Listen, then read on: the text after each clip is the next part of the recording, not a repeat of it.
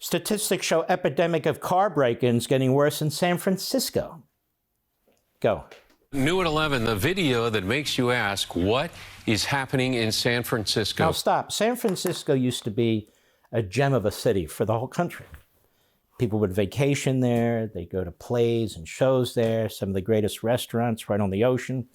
They would take boat rides there. Union Square was, a hot place to be, like Fifth Avenue in New York or Rodeo Drive in Beverly Hills and that sort of thing. My wife and I were there a couple of months ago. Nobody's going there. There's homeless people. There's needles. We have hotel people saying, don't make a left. You might want to make a right when you go out. So we didn't go out. You have human feces everywhere, tent cities everywhere.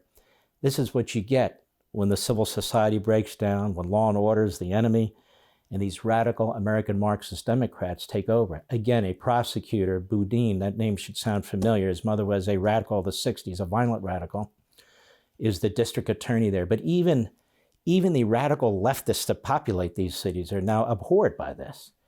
They can't send their kids to school. They can't go to the local grocery store. The CVS and Walgreens are shutting down. Oh, really? Yeah, the civil society is burning up. That's what's happening. So even these beautiful cities, the beautiful parts of these cities, my beautiful Philadelphia, what a disaster. Go. Kids have become so common. Look at this. No one even notices. KPIX5's Betty Yu has been digging into the newest numbers, found one neighborhood where there are almost 30 break-ins a day. The Palace of Fine Arts is one of San Francisco's most recognizable landmarks. It's also a prime target for thieves. It's not hard to find glass littering the streets around it from multiple smash and grabs.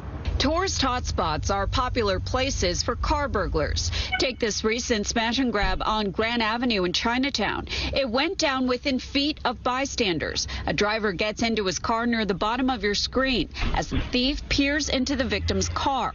A pedestrian walks down the sidewalk and a woman tries to get inside a building.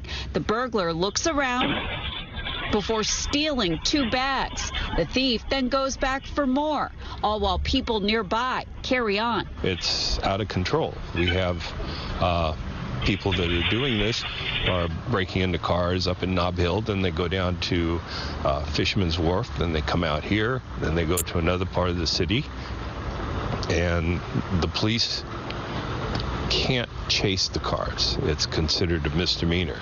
Alan Byard. So stop. The police can't chase the cars. You're not allowed to own a gun. If you're one of the few who does own a gun, you're not allowed to use it to protect property. And then you have a district attorney, if you do use it to protect your property, potentially even to protect your life, like a Kyle Rittenhouse, the district attorney will go after you.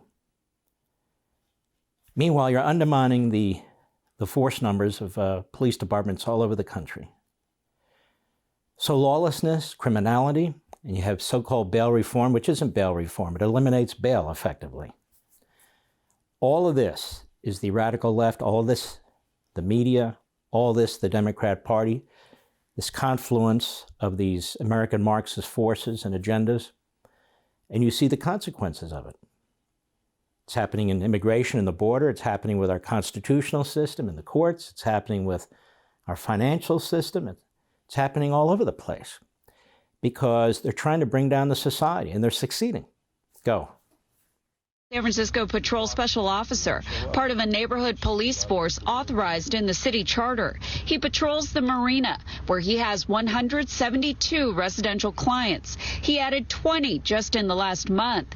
He says the #1 problem is car burglaries. I come out here every night and I see new piles of glass. In the month of November, city data shows there were more than 3,000 reports of larceny theft in San Francisco. The overwhelming majority of those were car break-ins. SFPD's Central District sees the highest number of smash and grabs. In fact, last month alone, there were 876 reports. That's almost 30 a day. Compare that to 442 last November.